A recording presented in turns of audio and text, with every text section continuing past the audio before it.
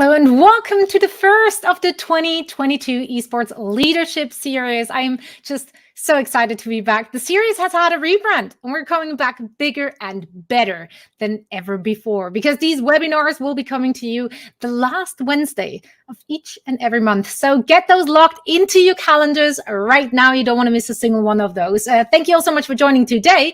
I'm Soe Gschwind and I've been hosting, casting, interviewing, analyzing, you name it, within the esports industry for the past 15 years at events across the globe. And I'm very excited to be bringing you today's webinar curated by the Esports Awards team. We have speakers spanning from everywhere across the esports industry joining us today who will be introduced shortly. But before we begin, I would like to invite Michael Ashford, CEO of the Esports Awards, to kick off the proceedings. Thanks very much, Zoe. I'm really excited our team are back and bringing you our first esports leadership event of 2022. I think we really saw the format come to life in 2021, and it was the best moment for me personally to be able to bring it back to an in-person format in Arlington, Texas during the Esports Awards weekend. Tonight, we'll be discussing what we're looking forward to the most, predictions, expectations, and everything else for this competitive year, as well as new titles, challenges, and tribulations. Recent developments have completely changed the landscape in competitive gaming, and we'll be getting hot takes from those in the know, even some that are dropping the stories live this week. Last year presented many challenges, but also opportunities, and we'll be looking at key learnings from 2021 to take forward into 2022. What sponsorships are going to change the industry? Who's going to be taking titles? And are we expecting any drama to unfold? Hint, hint, yes. For example, we're now seeing an emergence of super teams with the likes of Vitality competing in League of Legends and CSGO at a top level with top pedigree players. We've got the big hitters coming together with the sole purpose to be the best and to make sure their rivals know about it, whether that's enabling a single crucial player or acquiring world-class competitors across the maps. Tonight, I am joined by a host of incredible people, far more talented and worthy of talking on tonight's topics. We have award nominees and winners, the man responsible for our mobile award categories, and that definitely doesn't do any justice to his incredible resume, and the man who deep dives on data on a daily basis, including for the Esports Awards itself. I'll leave them to introduce themselves, and without further ado, we'll hand back to Zoe to kick off tonight's proceedings.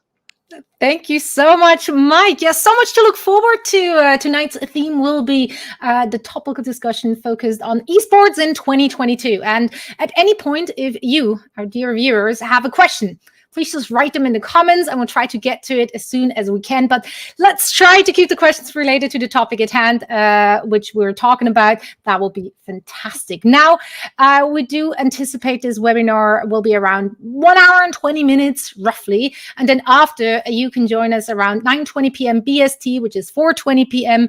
ET, which is 1:20 p.m. PT. A little quick math for you here, for some breakout rooms for networking with all the speakers you will be seeing or hearing today, or both rather, and some other industry professionals. Now, these networking sessions are open to literally everyone watching right now, and I just can't stress enough just how valuable those opportunities are in making connections within the esports space. So we definitely want to encourage all of you to, join in on the fun. The link will be posted in the comments at the very end of the show, and it should also be in the bio below, so you honestly can't miss it. Now, without any further ado, it is time to invite our speakers to join us. First up, well, I guess we just can't get enough of him. Mike Ashford, CEO of Esports Awards.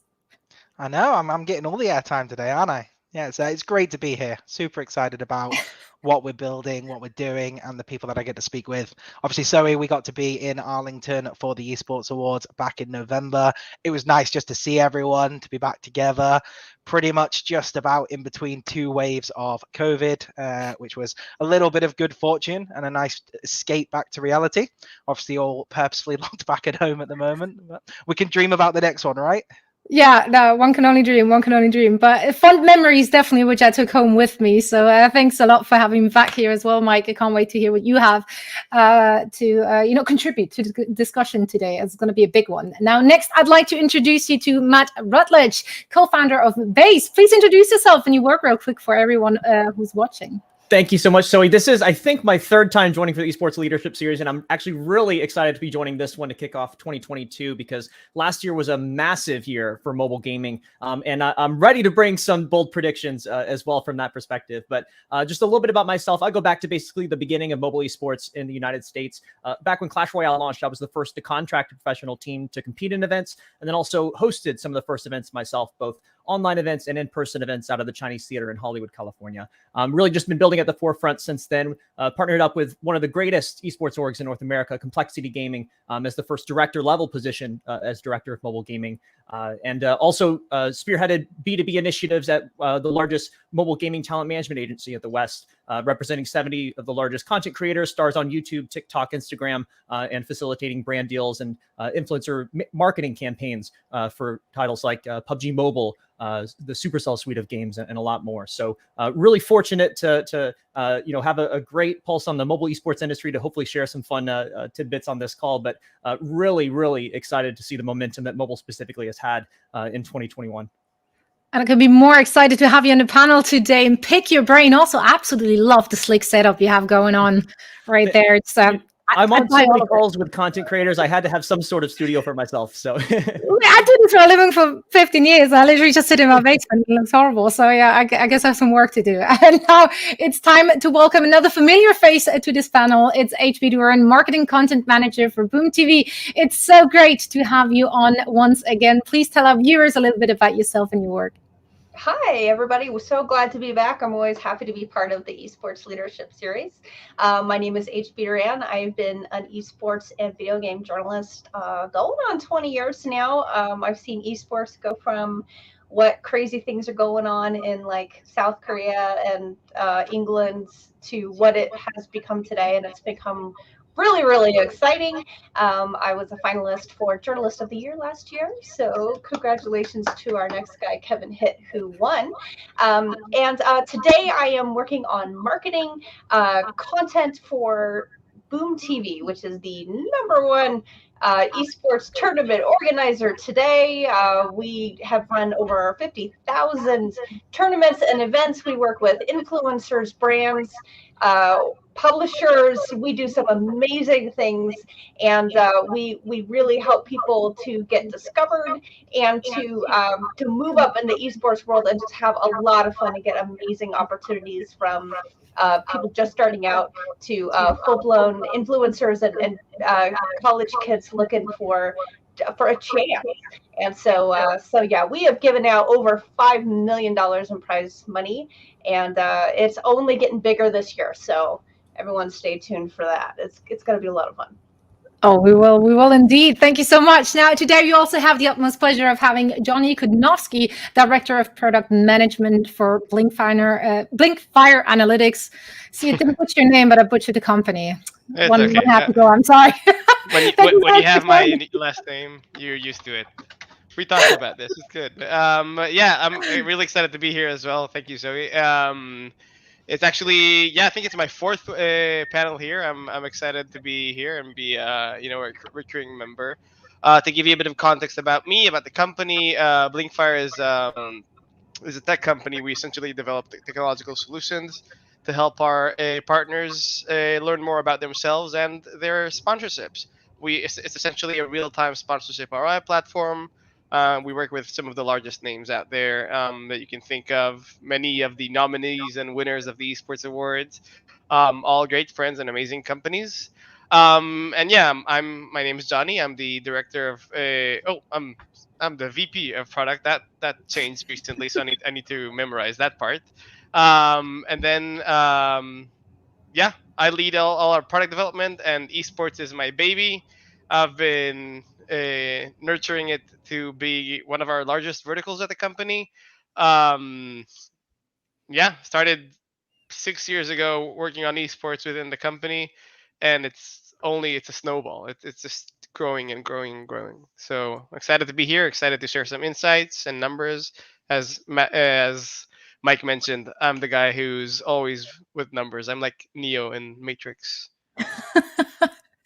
everyone needs, every panel needs a numbers guy for sure. We can't wait to have you back here in the panel today, Johnny. Thank you so much for joining. And last but certainly not least, it is no other than award-winning Kevin Hitt. He's a reporter, investigative reporter and journalist for the Sports Business Journal. Kevin, please tell us all about yourself and your business.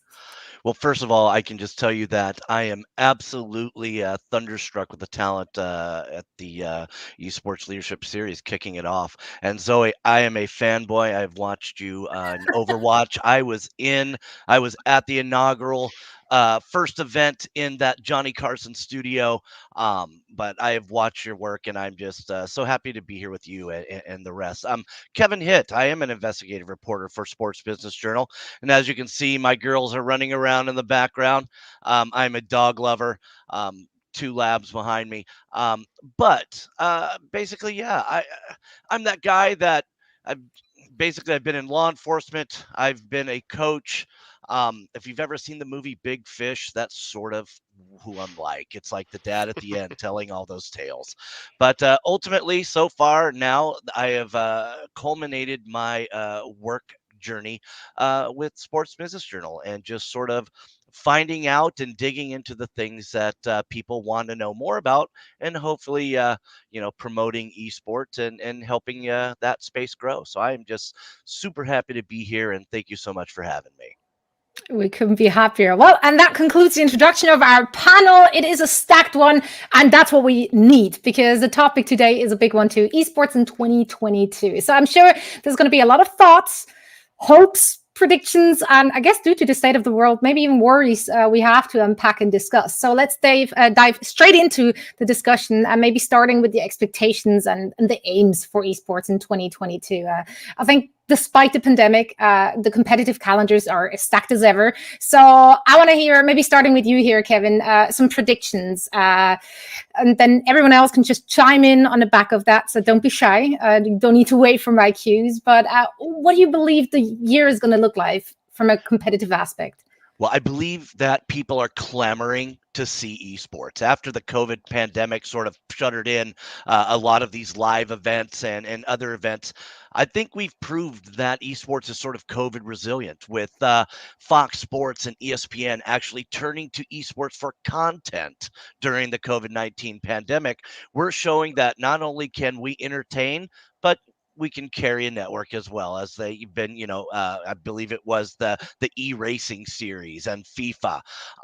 I think the people are ready for more esports, and I believe that's what you're going to see with the recent merger of ESL and Faceit. I think, and what people sometimes are forgetting, that also means DreamHack. So now you've got 3 of the largest tournament organizations coming together. I think you're going to see a lot more tournaments, and people are going to want to watch. So I'm looking forward to more tournaments, more events, and it's going to be an exciting year from 2022. HB, I'd love to pick your brain here as well, from someone who, has been working a lot in tournament organization. What's your prediction? Are we going back to online, offline events? Like, where do you see it this year? Can we go back to seeing everyone in person? You're muted. Okay, yes. So I'll talk to myself there. I think that online is still going to dominate esports this year, as, people are working with the different variants and things like that. It seemed like every time we thought we were ready to jump in, a team would get sick, and then everyone would be under quarantine. And so I don't think we're quite there yet, but I think we're going to start seeing a sprinkling of them, kind of like as people are going back to the movie theaters. I think we're going to start seeing a little bit more of that, maybe in more of the local scenes, like Nerd Street, or some of these local LAN centers where people just want to get out and they want a game. But I think that a majority of it will continue to be online. I think that a larger emphasis is going to be placed on mobile, as we continue to enhance that technology, as we're getting into a little bit more 5G. We're not there quite yet, but we're still seeing a lot of mobile games dominate, especially over in China. And I think that here in North America and over in Europe, I think that people are going to start to want to tap into that because it's another accessible way for people to compete. And then I also think people are going to really turn to college this year. It's been ramping up for years, and we're seeing it over at AVGL that, people want a path to pro. And so you're seeing these esports organizations launching their own academies, their own talent scouting. We have proving grounds and scholarship opportunities and things like that. And I think that I'm seeing not just us, but like everybody seems to be really interested in that path to pro and finding out who is going to be the next superstar, and finding that raw talent while they're first emerging. Right now, it seems like, it's like, I'm going to go to Hollywood and be a star. It's almost like that. It's like, well, I'm going to stream and hope I get discovered. And, it doesn't really work like that, unfortunately. So there's still a gap that's starting to close. And I look forward to seeing that. I think on top of that, there's also a lot of power in the influencer community. It really is something that, like, the community-driven and influencer-driven events, all that GTA role-playing that's been going around now. I can give actually the European point of view. I'm in Spain talking to a lot of the European teams. And it's pretty amazing. I mean, Spain particularly has its own group of huge content creators, streams, setting up events that hit a million, 1.2, 1.3 million viewers just a couple of days ago on Minecraft when they did like that Squid Game simulation. And I think what we're gonna see for 2022 is definitely it's gonna get consolidated in a way that it's been kind of random so far. Like no real schedule, no real planning of the events throughout the year. And I do believe that just that demand and the traction this has gotten, it's gonna force infrastructure. It's gonna force some organization behind it. And just like HB mentioned, I 100% agree. I want physical events to get go back full steam, but I don't think we're really there yet. And the viewership numbers back that up as well. Like, people are still kind of locked up. People are still spending a lot of time at home, and it's really positive. I'm really excited as well about how that affects the actual gaming community and the gaming numbers. More people are gaming. More people are just spending more time playing and trying out different games. Not only massive AAA titles, but also smaller indie games, which I particularly really enjoy. And I mean, 2022, I think it's gonna be like the year where we harvest all those seeds that have been planted throughout the years. 2020 and 2021 have been magnifying all that, boosting all that, and giving it momentum. And I think it's really going to explode this year. I'm really excited about all that's coming. Yeah, Matt, I'd love to hear from you, since HB already mentioned mobile games. Obviously, with everyone locked up inside and not everyone having access to like some super sick gaming computers, mobile games have been on the rise for some time now, and it's a great time for them to really shine right now. What excites you for the 2022 mobile aspect?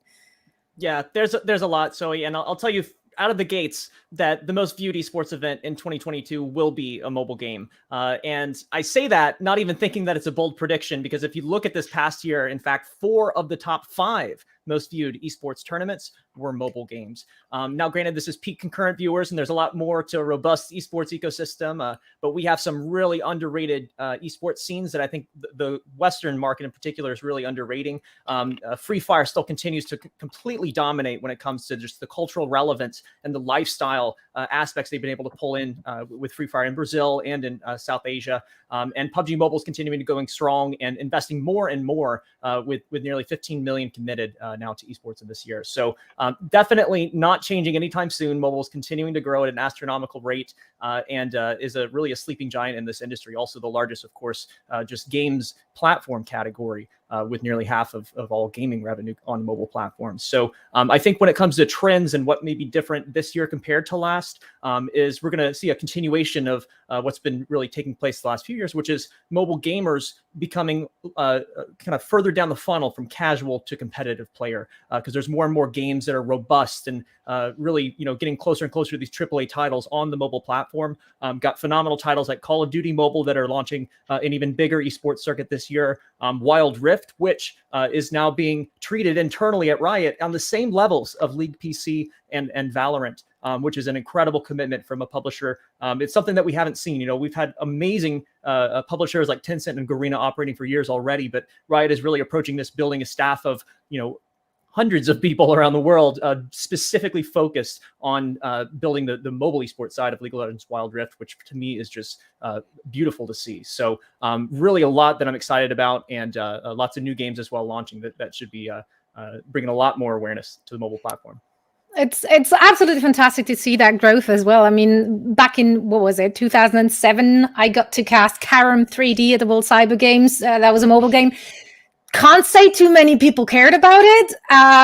Neither did I, and I had to cast it. So it's great that it's not like, a mockery, which back in the days at bigger events, everyone just thought like, oh, mobile games, they just bought their way into a tournament, right? Like they just bought their slot into those bigger combined events. But that's not the case anymore. Like those are legit competitive titles, and they are so advanced at this point where they, there's not big difference really anymore between the PC gamers and the mobile gamers. So that is just fantastic to see. Kevin actually has a question. There is one difference I would say though, that I think is amazing.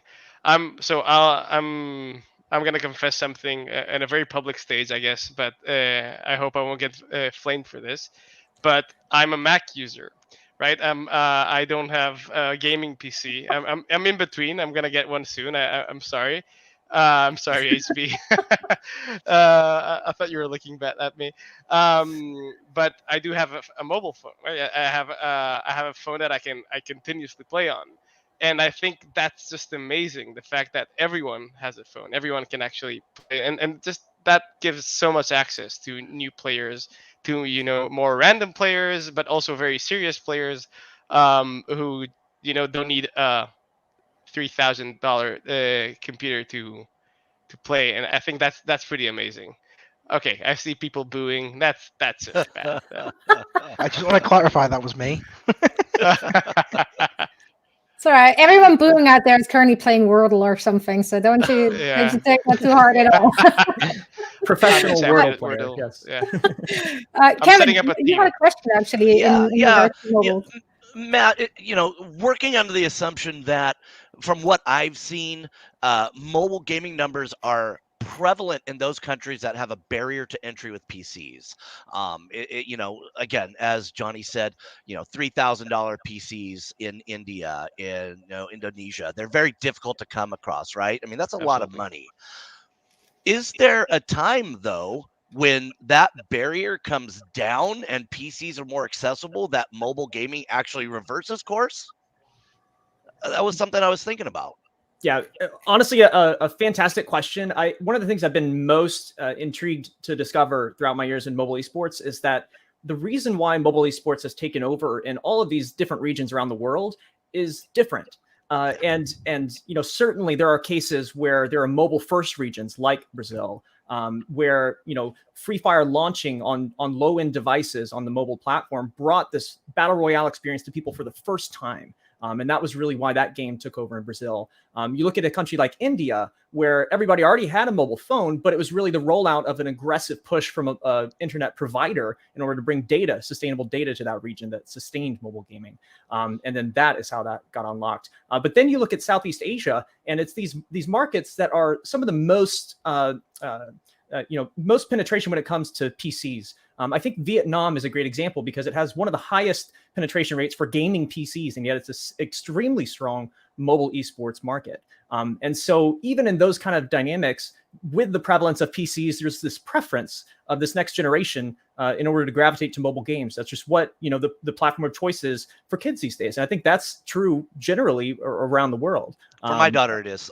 Yeah, and for most people's daughters, right? Because, it doesn't take long before these kids are given a tablet and they understand the mechanics and the gestures better than their parents do. I was talking with someone the other day, and he said, at age 3, his daughter was given a magazine, and her first reaction was to try to zoom in on the magazine cover. And this is just, this is the first device that kids are getting these days, and it's just the most natural onboarding experience into gaming. And so that is partially, in large part, I'll say, why mobile gaming right now is a global phenomenon, is that it is the platform of choice, and it's more so just a generational shift to this platform. I want to rephrase that one as well, because I hear this one quite a lot, and I'm sat on a gaming PC. I have another one right there. But for me, yeah, Kevin, you said, what about when PCs become more accessible and more cost friendly? What about when mobiles start getting to the point where they're as powerful as a PC in your pocket? That's where we're heading. And I look at the fact the Steam Deck is 1 month away from launch, and we're in a place where we are getting to accessibility being a key issue and a key thing around the world. I think where the West has had a different initiation is that we have always had access to those AAA titles, the blockbuster games, and then sort of the intensive processing that's needed. So when it comes to building a mobile game, we always say, hey, you need a PC experience on a phone. It doesn't lend itself so well. We look at Wild Rift. They've had to create incremental patches where they adapt it to be more mobile friendly. And I think we'll start seeing more games be mobile first. So that you get that real experience where gestures aren't just sort of an afterthought. It's not trying to create like a touch thumbstick control on the screen to try and have some semblance of control, and really building that out. And you can see it even with sort of titles outside of esports. Obviously, the GTA relaunches, they had a really hard time with like UI and UX for those games because they were never meant to be touch controlled. They were always meant for a controller and to be in hand. So I think it's exciting, but I think there's also this really cool place in the next 10 years where there is space for both to coexist and to have fun with both as well. I think you can have very different experiences. And for a while, there were purists out there that said, you will never not play Call of Duty competitively on a console. And now if you look at CDL, they're played on PCs because you can stream in 4K or 120 hertz and you get a better experience. I don't know if we're quite at keyboard and mouse yet on that side. We're taking baby steps, making sure it works out.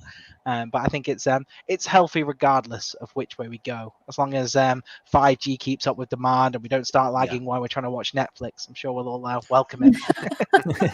As long as the Netflix stays stable, everything is okay in the world. Exactly. Well, one of the things that I think is really inevitable here in the near future, and is going to really lead to the mass adoption of mobile gaming on mobile, I'll call it, in the West, is cloud gaming as well. And simply using your mobile device as a screen for console games, for PC games, and whatever you'd like to play. There are amazing mobile devices that are being made. I have a Red Magic phone that has 12 gigabytes of RAM, 144 hertz screen, liquid cooling, double air intakes, the whole thing. It's a PC in my pocket. But at the same time, you have these technologies that are converging with the mobile platform in order to even take the processing off of the local device. So, I think one of the things that's going to really help to break barriers is when you have, players, and I think Call of Duty is a great example. There's even professional, console Call of Duty players that are a little jealous of the mobile version of the game because it has so many more features and guns and maps, and they enjoy linking their controllers and playing on there. Yeah, I think also a good comment right now here in our chat from Timothy Savage. Once a phone battery can last much longer, I would enjoy playing on my phone a lot more. That's pretty much where I'm at. Like, I love to play more on my phone, but I usually just do that on the go because at home, I have consoles, I have a PC. I don't really have the need to play on my phone. But if I'm on the go, I don't have those available. And then my battery, I can't even play Pokemon Go for long periods of time because my phone is just drained immediately. So that's not great. So I hope to see advancement there. Now, I do want to talk about new titles and exciting things to come in 2022 as well, because, we have classics like the LCS, LEC, CDL, OWL, to name but a few, which will obviously take their course over the year within esports. Yet again, but what about new titles? What kind of challenges will they face and how will they catch their footing in the industry? Looking at titles such as Halo, for example. I'll start that one. Well, Halo luckily has a dedicated fan base, people who, have been waiting for it to come back, like me, who were just like rearing to go when it came back. So I don't think Halo is going to have too much of a challenge other than what they're already experiencing with, can we do stuff in person? What kind of esports team support should we put in the game? Just the usual things that they're working with. They did seem to have like day one multiplayer like support for the esports teams, which was really cool, and you could go in and buy the skins and everything. But what I'm really interested in, honestly, is the rise of MMO. This is going to be a really interesting one, and I don't know if we're going to see it like actually this year, but it's kind of interesting. We've got Liquid picking up Limits, and trying to get into like a whole MMO division. They're planning for it. They see something, and Riot's getting into their MMOs, and I think it's going to be really interesting. And then to see now that Activision Blizzard has been purchased by Microsoft, how they're going to respond in kinds with ramping up World of Warcraft esports, if at all. So I'm really interested in kind of seeing this genre and if it's going to be able to rise to the level that we see of your traditional like shooters or Rocket League. I'm really curious about that. If I may, HB, I think you hit it on the head. Not only that, but I'm looking after the Microsoft transition acquisition goes through. Will there be more titles other than just those blockbusters that Activision Blizzard seems to sit on? Right? They just seem to, they've got their go-to titles and they just milk those, right? What I'm looking forward to is to see if Microsoft will actually produce more games, more titles coming out of those studios that may be as cool, but they're just focusing on other things. So I want to see if they're going to ramp up production on more games, especially like you said, the MMOs, and not just sitting on those blockbusters, but instead throwing out more content. I'm really interested in I'm very curious to see what they're going to announce about that new IP that they announced, I think yesterday. That looks amazing, and I mean personally, I've always been a big fan of like the IPs that Blizzard has been releasing. I mean, Overwatch is still a game that I play today, and World of Warcraft is responsible for me, having to do exams 2 or 3 times because I just didn't sleep and didn't study. So, I mean, I think those are amazing titles, but I agree, like companies like that, they need to keep up. I believe Riot is just doing an amazing job. Like Valorant has been a prime example of how you can launch something and launch a new title and make it an absolute success as an esports title just because you had a good plan. So I believe new titles will definitely face the same titles as existing esports. The same issues as existing esports titles will. But at the same time, they also need to fight and battle, adoption, and they need to have to get acceptance and so on. Usually, like I saw with like New World, I think was also a great success because all the streamers were in on it, and when you see your favorite streamers streaming this game, you fight for that beta access, and that makes a lot of success. Again, this only makes me think that strategies need to involve key content creators. They need to involve key influencers because that's what essentially helps you reach the masses. Sometimes companies, sometimes these corporations are under heavier scrutiny. Anything they say gets taken a bit more dramatically, or anything they do, well, sometimes there is drama. And when it comes from your favorite content creators, usually that gets taken into like a much more to heart. I think HB, you just brought up a really good point in the chat as well. A key element, obviously, of a successful esports title is that it was meant to be an esports title. I think that is partially why Valorant, for example, has been popping off, because that was what it was designed to be, right? Like it was designed to be an esports title, whereas a lot of other titles weren't initially, and then it was like an afterthought, and then resources had to be allocated, and that obviously changes a lot. So which companies do you see being the most successful doing that at the moment? You mentioned Riot. Do you think they've had the hang of it? I think that Riot will lead the way. I mean, it is one of those things where you build a game from the ground up to be for esports, but as we've seen, sometimes they come flying out of the gate with those influencers, and they take over Twitch for a day, and oh, it's the new big thing, like we saw with Apex, and then it kind of, but it's really up to the community to keep that momentum going and what they want. So, but as far as setting that foundation for that success as an esports title, I think that Riot has what it takes to at least set that foundation. And then it will be up to the fans to decide if they really enjoy it or not, especially MMO fans, because MMO fans have been traditionally kind of left out of the esports. I mean, we've had dungeon raids and, some things. And I don't know who remembers when Epic was working on their MOBA. I loved that game, and then they trashed it because Fortnite hit that battle royale streak and took off, and they're like, sorry, and they abandoned the MOBA. But they were taking it to another level, and I think it could have been fun, but you never know. We'll never know now. So I'm interested to see if we will attract MOBA fans to MMO fans to esports with Riot's new game. And then, of course, Epic will make an MMO, and the cycle starts again. But it just depends on the audience. If it's a fun game, people are going to want to watch it. People are going to want to play it.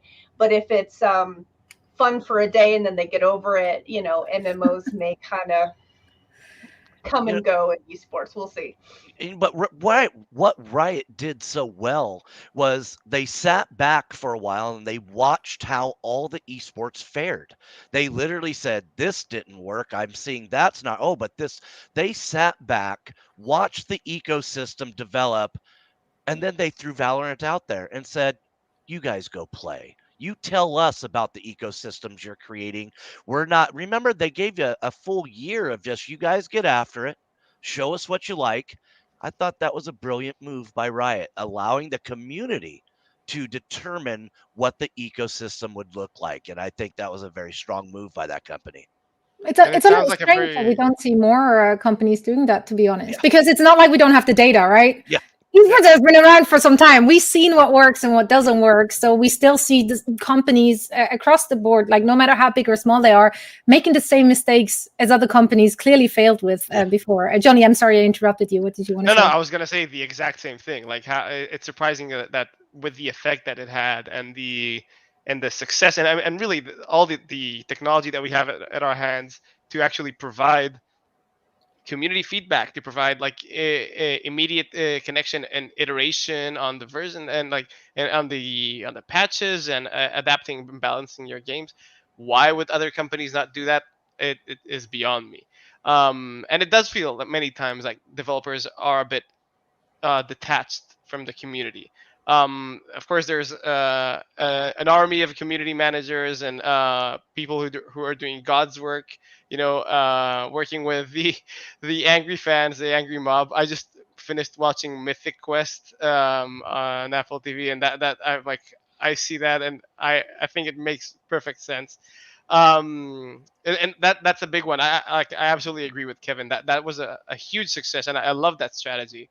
Also, like Riot had a huge infrastructure behind them, right? They already had that proof of concept, if you will, with LCK, LCS, LEC, like working leagues that are products, nearly leagues of their own, properties of their own with huge sponsors behind them, a lot of money, a lot of interest. So they already had they had the recipe for success. So they knew if they play their cards right, that's going to be a no-brainer. And I mean, you can just look at VCT now, and that proves it all. Yeah, absolutely. And not forgetting Tencent sat behind Riot as well, being able to fund multiple projects with multiple teams across the globe at the same time, and being able to make mistakes along the way, because it's not all been sort of plain sailing.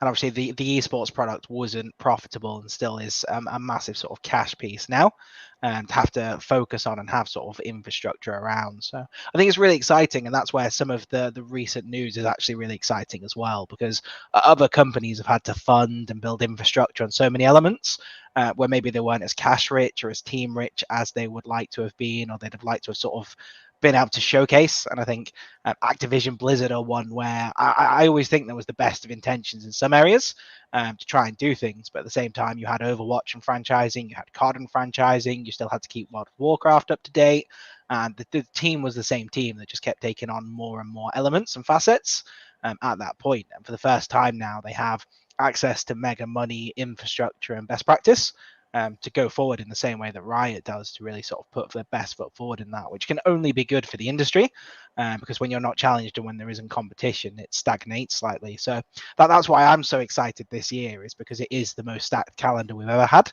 and it's always a learning process, right? You never sort of see something happen and can create that change overnight. It's always a 3 to 4 year process before you can really make anything change. And I don't know, I look at like an Overwatch, and it was our breakthrough game of the year back in 2016, and this sort of revolution where you had your first sort of AAA blockbuster title for use with an esport, and then it's been de facto since. There's only so much you can do with an engine to change, whereas at the same time you've had 6 years worth of development going into Overwatch 2 and into the next generation and iteration of that title, which will be really, really exciting to see. So for me, I'm calling it early that it's very much the year of FPS between Halo, Overwatch 2, Valorant, and pretty much every other title out there, CSGO, COD, Rainbow Six. And it's exciting, and I think there's space in the calendar for it, there's the fanfare for it, and we know when there's mass competition, it only leads to more fans coming and being a part of what we all want to do. I guess there'd be some argument about which one ends up as the NFL and who ends up as the XFL, and we know how that one went, right?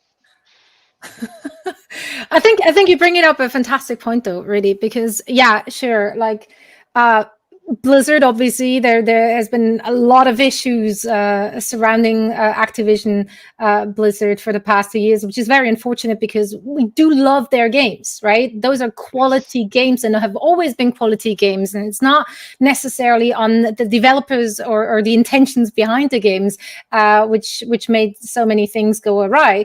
But like, if you compare them directly to Riot has the cash flow. Riot only has one game to care about at that point before Valorant came out, really. So they were able to put all their resources into one single thing, which obviously is a completely different scenario than how Blizzard is structured or Activision is structured. There is many more things to consider there. So I think the direct comparison is always a little bit tricky when it comes to big companies like that. And that's not just Riot and Blizzard, of course. That would also include a Valve, and Ubisoft, the EA and whatnot.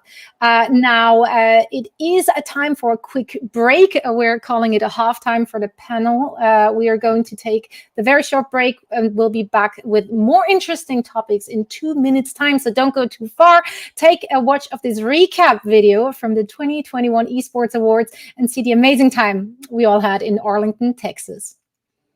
Nominations for the 2021 show are now open. So go out there, nominate your favorite streamers, your favorite games, your favorite categories, teams, players, everything. Without any further ado, here are your first finalists for the 2021 Esports Awards. That's it. The next time I see you, we'll be live in Texas. Thank you so much for hanging out the entire time. That's it. We'll see you at the Esports Awards.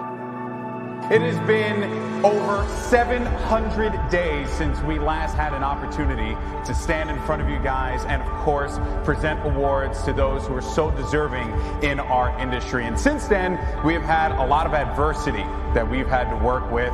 And I also want to give a real special shout out to all the production teams that took everything remote. Without you guys, it would not have been possible. We want to welcome you to Arlington. Welcome to Arlington. Welcome to Arlington. Welcome to Arlington. Welcome to Arlington. Welcome to Arlington. Welcome to Arlington. Welcome to Arlington. We ain't going home tonight. Hands up if you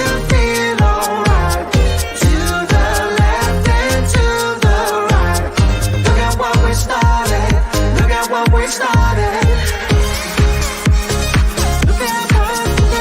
to the Esports Awards 2021. It's great to see everybody again after so long. I mean, this is unbelievable. I mean, this just felt like a dream to see so many friends. We're going to have a good time here today, Dad. We are. Take a moment, catch your breath. Feel it, let it sink in. While you're dancing on your own, go and grab your best friend.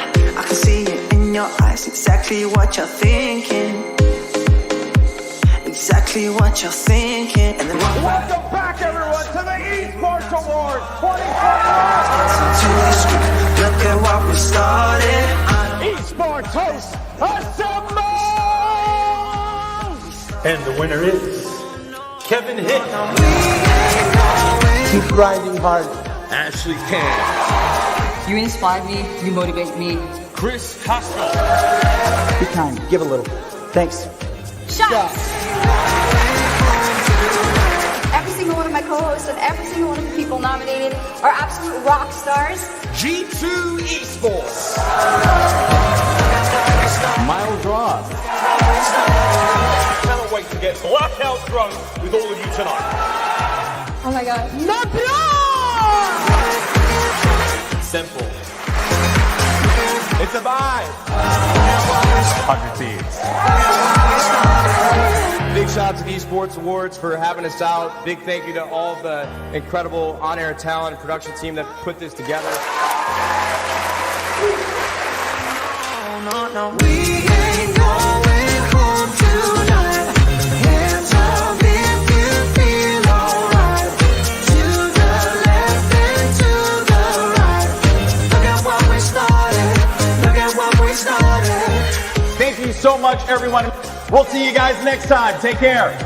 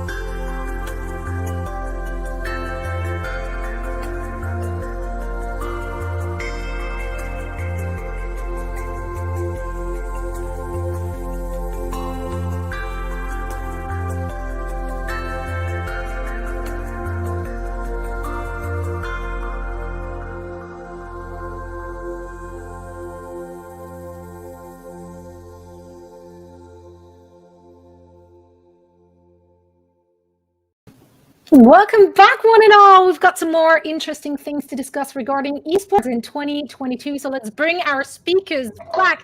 They range all across the board of the esports industry. They have been nominated and also they have been winning those awards we saw as well. And one of the highlights actually was your speech there as well, Kevin. You didn't see that coming, did you? Okay. There's a backstory, and I'm not going to out the names, but somebody literally told me I didn't win, that I had no chance of winning, and that he had a source that said he knows who won. And so when I went up to go get a Coke, I don't drink. I'm a weirdo. I went up to go get a soda. A lady with a headset on said, "Are you Kevin Hitt?" I'm like, "Yeah." She goes, "You need to go sit down right now." And I went, "Really?" That's nice. So I thought, one, either the camera was just going to be on the nominees, right? And I need to be sitting where I was told so that all those cameras would be right. Or, if I may, holy shit, I might have won. So I literally went and sat at the table. And when my name was announced, I'm not joking, I had no idea. I just never in a million years thought I would win. So many talented folks up there. I was humbled. I was blown away, and almost moved me to tears. But I didn't want to be a big crybaby on stage, but I almost was. But it was just really, really just so humbling and awesome. Well That's deserved, the thing, Kevin. right? There's just so much talent, and you could have named any single person who was nominated in Yes. any of these categories. You could have named them a winner, and everyone in the room would have said, "Yeah, Yeah. of course, why not?" Because Yeah. they're all so deserving. Even the people who didn't make the list, right? Like we're Yes. very blessed with a very, very stacked industry, and there's just so much to be excited about in esports and the grander sphere of it as well. Now, the year is still young. So, of course, there's still a lot of announcements to come regarding various different things and orgs and their plans for the upcoming year or maybe 2 years. But so far, we already had some bangers. There was already some big news hitting us. What stood out the most to any of you so far? I got a doozy of one that I can kick off with. It's the announcement yesterday that Fwiz is leaving YouTube Gaming for a Web3 company. I think this is the start of a huge trend that is going to be taking over here this year in particular, which is the advent of blockchain gaming and Web3 technologies. Now, this is something, if you're hearing about it for the first time, you're not alone. But the people that have heard about it and really understand what the future holds, they're putting all their chips in this basket right now, and Fwiz is one of those people. So essentially what this means is games that are being built on the blockchain, where the characters and the skins themselves are often NFTs and owned by the players, and the currencies. It's just like any other video game where you play and maybe you accumulate some of the in-game currency. But in these cases, those currencies are cryptocurrencies. And so it actually has some tangible value that you can cash out and make a little money sometimes. And so this has really been, growing in quiet, though, over the last, I would say 8 months. I personally ended up moving very heavily into the NFT gaming space with founding Bayz. I've been full-time now for 4 months, and we're one of the fastest growing companies in the NFT games industry. But cannot tell you how excited I am for the future. And I think that this is a model that is going to completely transform the games industry, not just for the people right now that are playing them, but the way that the games are made, the way that people engage and consume gaming content. And with the ownership model being completely flipped on its head, where the ownership goes to the people, it can be a really beautiful thing, and I'm excited to see how that develops. Yeah, and I think the other thing that went a little bit under the radar with that was actually when you look at Polygon Studios and where he's going to next. We all had a little stalk, right? When you click onto their profile, it comes up with basically Twitter's all-in motive towards NFTs in the next realm. So when you go onto that profile, it comes up with the fact you can link NFTs to your profile picture to show off what you own, and you also get like a different shaped profile picture on Twitter, which I think is the new world we live in. And gosh, I don't want to think I got old, but at some point I got old because I'm scared about our new sort of way of living and working and doing things and being behind on the metaverse and not owning enough NFTs and things. And I think I'm having to accept like this is my esports, because I was very much an advocate of esports from the start, and there was a whole room of people that were disbelievers and naysayers. And I think it's the same thing that's happening with this. And we know cultural norms and things and shifts happen very, very quickly now. So yeah, I'm gonna have to go out and buy a load of NFTs now. Thanks, Matt. But there were some... I think this is the beauty of this industry. It has grown so big that you don't need to be an NFT bro to be feeling part of it. You can also just absolutely ignore that aspect of it and like focus on other aspects, and you're still part of the greatest sphere of it, right? So I notice the opinions are especially split when it comes to crypto and NFTs right now. There's a lot of arguments to be had, and I see a lot of good ones on both sides, of course. Do we have some anti-NFT people on this panel? Slightly. I mean, I don't know how important buying gorillas wearing a banana hat is, and how cool and artsy that is. But what I think was cool was the recent NRG partnership with Guild of Guardians, where their in-game NFTs actually came with different powers and different things you could do inside the game. And so that's where I think the difference is. Again, apes with cigars and banana hat, not really interested in that. Don't like it. I don't think it's just not for me. We'll just put it that way. But in-game items which you own that you can actually use in the games, I think I'm all about that. So that's where I split kind of NFTs for me. Absolutely. I think. Sorry, Johnny, you go. Sorry, go ahead. Oh, okay. I'll take it. But really, it's from the tech side. We're a tech company, and we're looking into that constantly. When NFTs became, trending topic, and we literally had an email from every single one of our partners, every single one of our customers, asking about how can they get into the NFT market, how can they get into the metaverse, and it's a really really interesting time to navigate because um, there still is a lot of technology, but not that much product. Many times we're seeing like it's fascinating. But in the tech world, you'll see the technology advances, and then the products appear. Like when people start to assimilate and start to understand what you can do with this, really. And the example that Kevin just made about NRG, like that's a really good one. Like maybe the monkeys or I also saw people buying pixels like pixels that are NFTs, just a gray square, and but at the same time that's kind of revolutionary, that's kind of like unique, and it makes a statement. But then when you get to something that is a bit more tangible and um you can clearly see the immediate impact that it has, or the immediate value, aside from the more, some people would say, speculative value within the crypto space, but the actual immediate effect that it has on you, the user and the consumer, that makes it unique. And I mean, the point that Matt made about like these crypto or blockchain driven games, those play to earn games where you can actually play and make money off of that. I think that's really really interesting, and that's definitely something that will drive huge demand and viewership. Like actual people are, there's these games where you can actually sponsor other people. You can do the investment and then share, like let them play instead of you, and you share the profits. That's amazing. That's a concept that has never been anywhere else in any other game, and that by itself makes it unique and really exciting. And for us, and like I'm not, there's no anti NFT discourse here, but I will say that it's giving me a lot of headaches in making it as a VP of product, like making it into a usable product, a valuable product for our partners. It's sleepless nights, man. Like that. That's it's. Can I It's give you giving me a lot of my work. Yeah. my example and metaphor of where I think we're at? Obviously, the Yeah. technology is very, very new, right? Crypto's maybe 10 years old as something that everyone understands and is tangible. NFTs maybe 18 to 24 months old for a lot of us.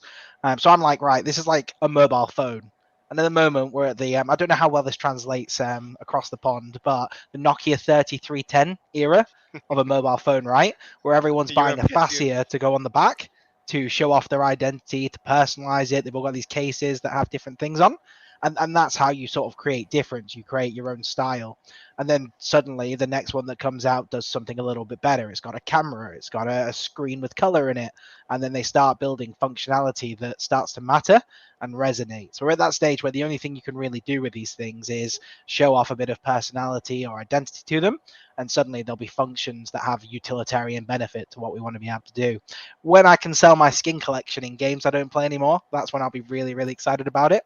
But I want to move us on because I'm super excited to hear about this one. Kevin, you've obviously been breaking some pretty big news this week. It's been the biggest story in our industry by a mile, and the breaking news that we get to have a chat with you about now of the ESL and Face It merger and subsequent sale. Well, let me just tell you, obviously, and I don't want to butcher the name, but it was like Habelstat. It was a German outlet that leaked it first. And when a buddy of mine said, "Holy shit, have you seen this?" and threw it into my DM, the first thing I thought was, not a chance. That's not real. And after a single phone call and finding out that, first they asked me how I found out, pointed to that article, the wheels came off the cart and everyone started to scramble. I knew it was real. I just couldn't lock down all of the exact details because they just kind of came out in stages. But are you kidding me? The three, inarguably largest, tournament organizers in the world, they've DreamHack, ESL, Face It, have all come together under one umbrella to form a super group, right? And not only are they focusing, on their gaming platforms and now sharing technology such as anti-cheat and things like that, but now as a production company. But, and I have to say, but the huge caveat to that is who owns it. And that is the talk of the town, is who owns Savvy Gaming Group. And it is the public fund of Saudi Arabia. It is 100% owned by that fund. And so now there is a much larger moral connection to this story, where the reality is Saudi Arabia, not the greatest in women's rights, at least from where we sit. Just barely gave women the ability to drive, I want to say, in 2019. Gave them the ability. I mean, they just, they have to wear their, and I don't remember the name, but they have to wear their headgear when they're internationally competing.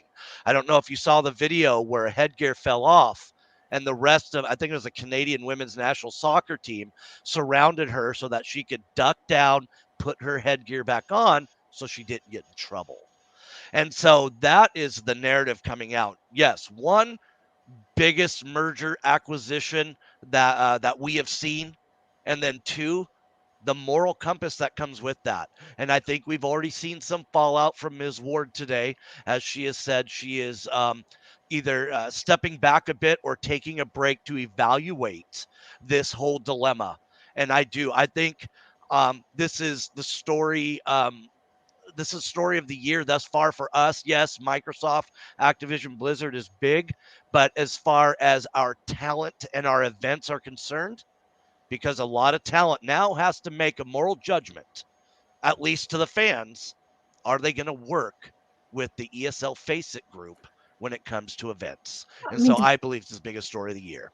The difficulty there in terms of the moral compass you have to take into account here is also that previously, when that Saudi company has had their hands in something and that came out, people were boycotting those events or boycotting those sponsorships. They took that moral high ground, saying, like, I will not stand for it. Yep. Now, if you don't do the same thing now, then you're really just a hypocrite. Exactly. So I think this is a really difficult situation because it does influence, like this is so much bigger, right? Because it's not just one small event. It's not just one small thing you have to boycott. Boycotting the entirety of it would just have a huge impact on your own living situation, because if that is your living, if you make a wage out of that, then you can't just randomly boycott, your source of income. It's very difficult. And that's actually something that Austin is mentioning in chat as well. Like, this has happened before, right? So Riot was in a huge amount of trouble when they partnered with them in the past, and they actually they canceled it. They turned back and canceled that partnership. So I mean, it's gonna unleash a lot of decisions and changes, and the industry is gonna need to adapt to that. I mean, it's also, aside from that connotation, we're getting the first unicorn, right? They're calling it. It's the price tag behind this acquisition, or the valuation where that company gets acquired at. And I mean, 1.5 billion. That's a pretty interesting price tag, and that puts the esports industry suddenly at a very interesting level. Because arguably ESL, the largest esports companies, and it's one of the longest out there as well. They've been here for 20 years. So yeah, maybe not many other companies will reach this kind of price tag in the short term, but it does set an interesting bar. 1% is worth $5 million for that deal for ESL. That's nuts. 1% of the company's $5 million. Yeah, and let's not forget, for years and years, we've been saying esports is $1 billion industry, right? And now one company is suddenly worth more than that. And all the other acquisitions and things going on. I think it's like the 1-2-3 punch we've had recently between Activision, Blizzard, and Microsoft. Then you had Fwiz, and then you've got ESL, Face It, and DreamHack as well. It's a weird new dawn, and I think none of us sort of understand the ramifications or what it means or how to really process it at this stage. I feel very, very much for the staff, for the on-air talent, for those that have a public profile.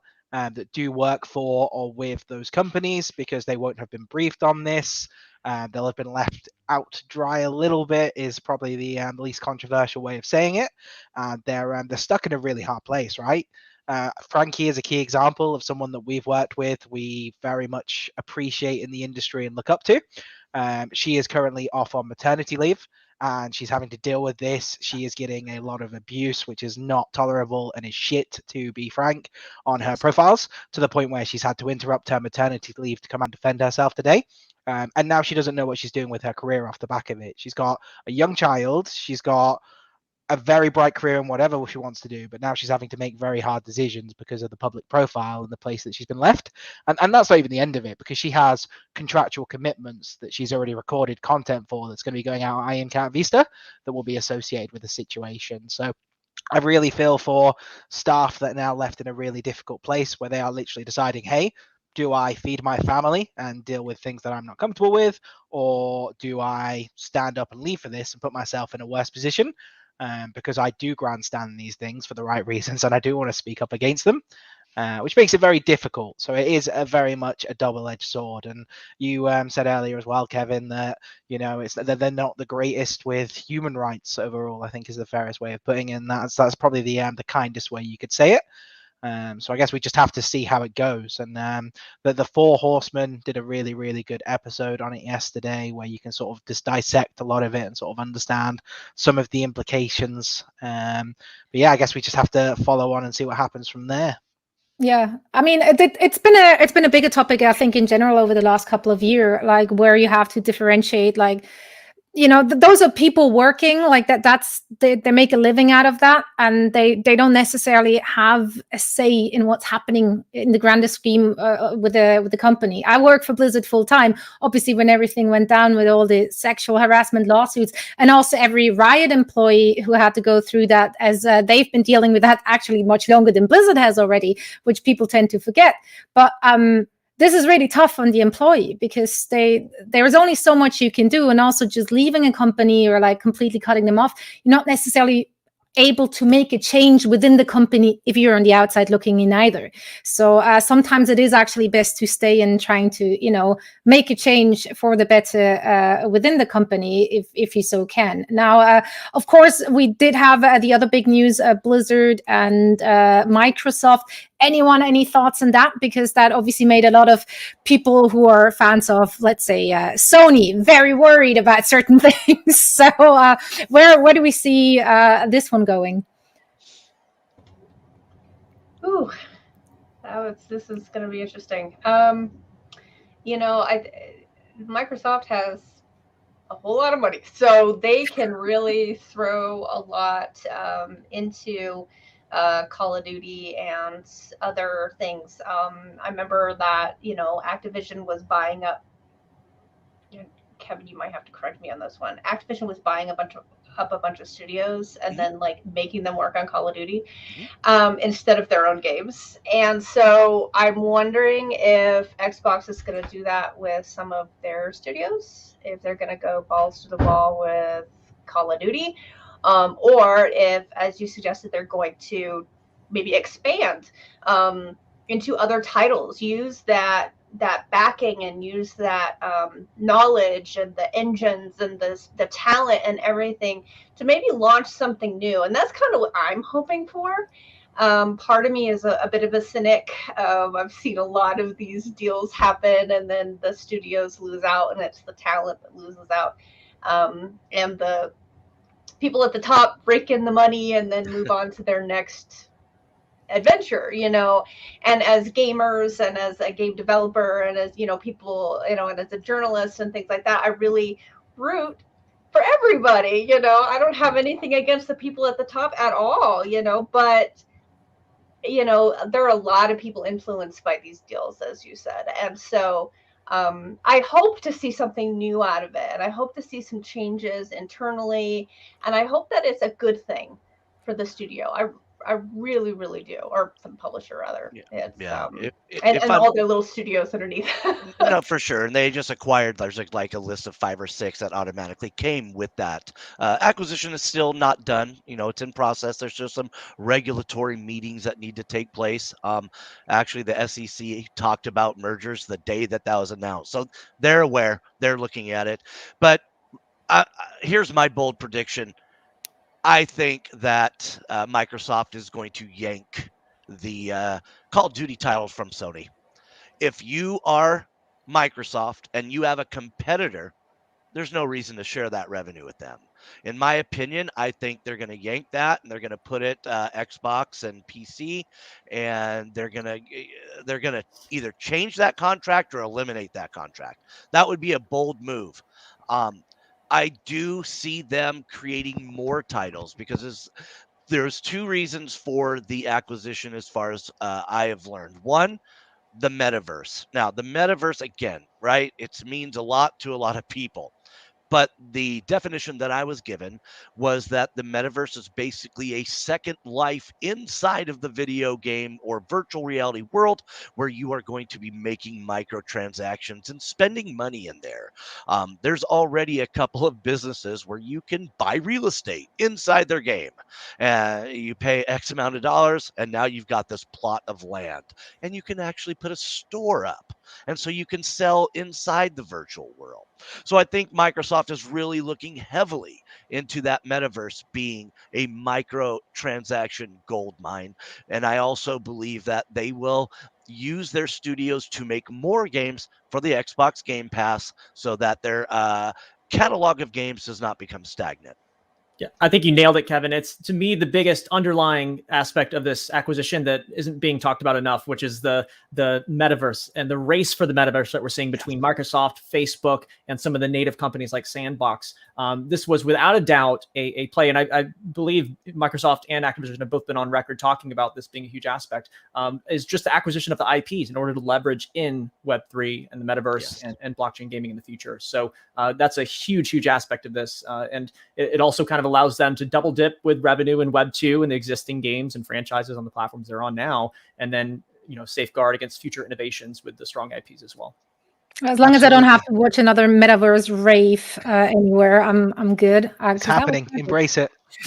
I mean, let's think. Microsoft now own Bethesda, who have basically built some of the best RPGs any of us have ever played, and they now own Blizzard, who built the best MMO any of us have ever played as well. So if there was ever a stronger team to try and assemble some sort of metaverse that people will actually want to be a part of for more than a few hours before questioning their insanity, they're the ones to get it right.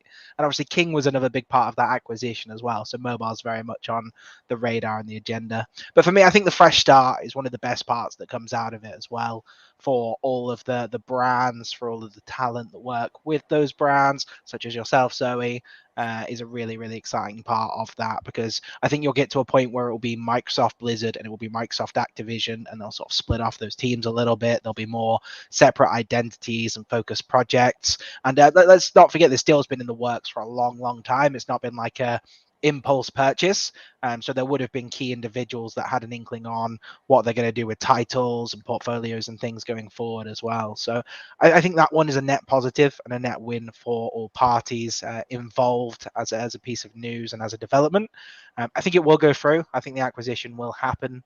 There'll be some settlements and things to happen in the meantime, and some people removed, which is probably a good thing regardless. But I think it can only be a big win. And even for esports as well, I don't think they're going to go away from esports. I think they'll double down on some of the commitments. I think there was the problem is there was always sort of a ticking time bomb where the franchise money started to run a little bit thin for Overwatch and for COD. And they didn't really have that sort of second purse. COVID definitely sped that up a little bit, whereas now they're sort of in a similar place to Riot, where it doesn't matter. It's about experience, it's about entertainment, it's about building the product for the right reasons and making sure that the audience comes. And the stats that are coming out at the moment are absolutely fascinating. For me, I was always worried that we were a bubble and that like gaming and esports was like a golden generation of people who grew up with the N64 and GoldenEye and all these titles, so had that sort of fun nostalgia. But we're now at a point where 90% of under 16-year-olds in the US play a game on a weekly basis. And that is who everything is now being developed and attuned for. All of these golden stats about Gen Z and we've got 16 to 34 in abundance doesn't matter, because there's another generation everyone's already catering for. You got to remember, where the money comes from, though. Our generation is disposable income. So they're still going to, put some games out there for us old folks. But I do want to say, as in regards to your comment about Microsoft and esports, it has come to my attention that Microsoft is still all in on esports, but they're going to do it in a way that basically they're just going to do it third party. Just how you're seeing it with Halo, how you're seeing it with Call of Duty. And I'll break it here. I know Al's doing the same thing. I will be putting a story out on who that is very soon, but I know that Al is going third party as well. I know who bid and who did not get it, and who did, and we'll put that out there very, very soon. But it'll be third party, and I think that's going to be good. I think that's going to allow people to explore their creative freedoms without having whatever it is that used to be behind the scenes that kind of, in my opinion, squash creativity. So I do believe this is going to be good for the scene, and I think Microsoft's going to let third parties just have a great time with this. I think what's really important here, because it always sounds a little scary when you talk about any of those bigger companies going third party with their events and esports kind of divisions. But really, like, you should get someone in charge who's good at it, who knows what they're doing. A game development studio, they're good at developing games. They're hella good at doing that. That doesn't mean they know how to run a tournament. That doesn't mean they know how to set up a league. So really, if you want the best product, you got to get the best people in, and that's not necessarily your own development studio. So I am all in favor of third parties to run events and such, just for the sake of really, really good products. Now, we are wrapping things up here slowly, but I do want to quickly have one more discussion. What is there for the fans to look forward to this year? What are the key exciting things to look forward to in 2022? Lots of good things. Lots of good things. The rise of rookies is something I'm really excited for. HB, you said it earlier, Collegiate is playing a bigger part than ever in our ecosystem. I think there's been a bit of stagnation over the last few years with franchising, because there stopped being that path to pro and there stopped being those routes to the top level. And the academy products that were out weren't the best. You were sort of, you had to find a unicorn, right? Like a Simp or a Shotzi in Call of Duty to find a player that could make it to the top and do something pretty good with their time. Whereas I think, like, even going back for me with the Esports Awards in 2016, at that point, like, Overwatch was just being announced, and that year it won Breakthrough Game as like a brand new title. So players couldn't really like pin their skills on moving in or transitioning into that title, and the next wave weren't ready. Whereas 6 years on, the people that were 12 back then are now 18, and they've grown up on FPS, they've grown up on their genres, and they're now much better than us at these games, and we're starting to see them break through, which is a really, really cool thing, because there have been mainstay names and legacies that basically get swapped between games, titles, and teams each year to pick up tournaments, whereas now there are players beneath them that have spent their entire life learning how to beat them and how to be better. And I think that's a really cool place to be, and I'm excited to see how it goes. I think we got a little bit of it with the Esports Awards last year, with some of the winners, even some of the mobile winners as well, such as Paraboy coming through, doing some really cool stuff. So that's something I think is really cool, is that sort of dream of being a pro player is back again, and is reignited. And especially with more competitions, you can't just keep recycling players between Valorant, Overwatch, and all the other titles. Like, you have to create new talent, and they're going to come in and they're going to cause a stir. I would only add to that. I mean, and it makes sense for us to focus a lot on the esports talent and the esports on-camera people. But I mean, like, just about the Microsoft acquisition, like, I'm really happy for the devs. I'm just really, really happy that they get to go back and do their magic, get to focus on actually making great games, and, you know, avoid all the drama. And at the same time, I think that's also one of the really exciting things for 2022 in general for esports, is just the vast amount of, like, because the industry is growing and continuing to grow so much, and it's taking huge leaps. It's the amount of new professionals that are required within the industry. Like, you know, I like that new title, Kevin. But it just popped up. But I think, like, aside from people working at publishers, it's the fact that you can be part of esports without being that on-camera talent, without being that pro player, and that, I believe, that's really important as well, because without all the people behind the scenes, without all the people coordinating the event, without doing all these amazing things and producing, nothing would happen. And there's so much demand now. I was really excited to see Blizzard do that outreach for talent, also with a new project where they're reaching out to the community, people who want to work on new IPs, want to work like the company that created the games that made an impact on their lives. I think that's pretty exciting, and that's going to happen a lot more in 2022. I'm absolutely certain. I'll give you the Rise of Tribes as an esport. No, I'm kidding. That was my old favorite game. I used to love Capture the Flag with that.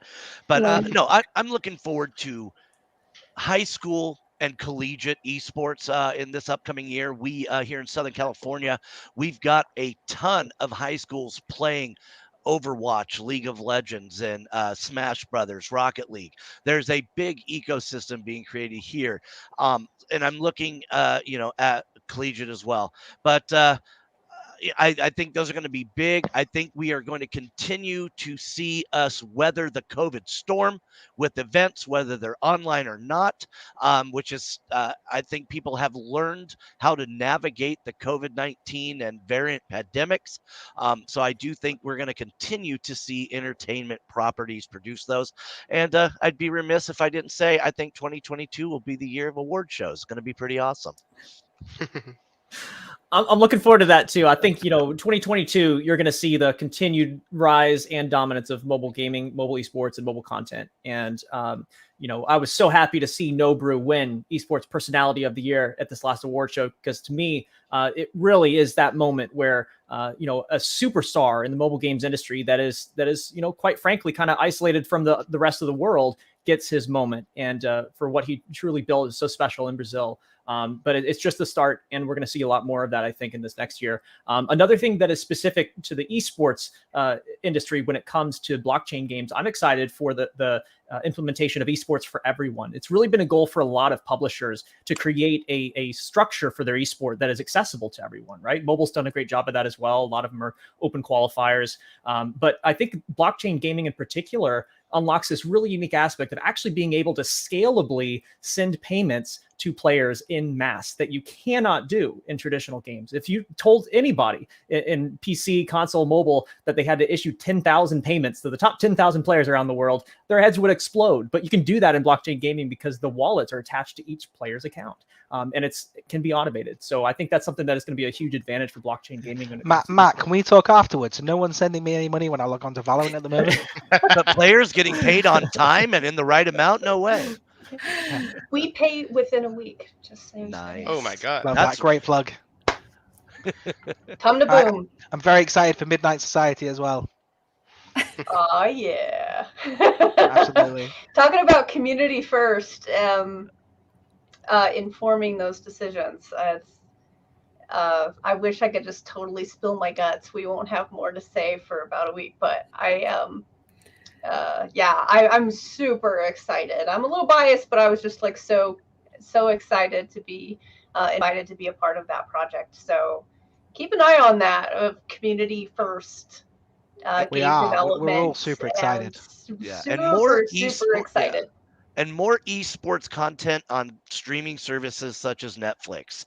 I am looking forward to that, expanding the IP to bring more eyes to the game I think that's going to be a big deal as well. I think there's going to be more and more content that people will create that are going to be on those streaming platforms. So look forward to that in 2022.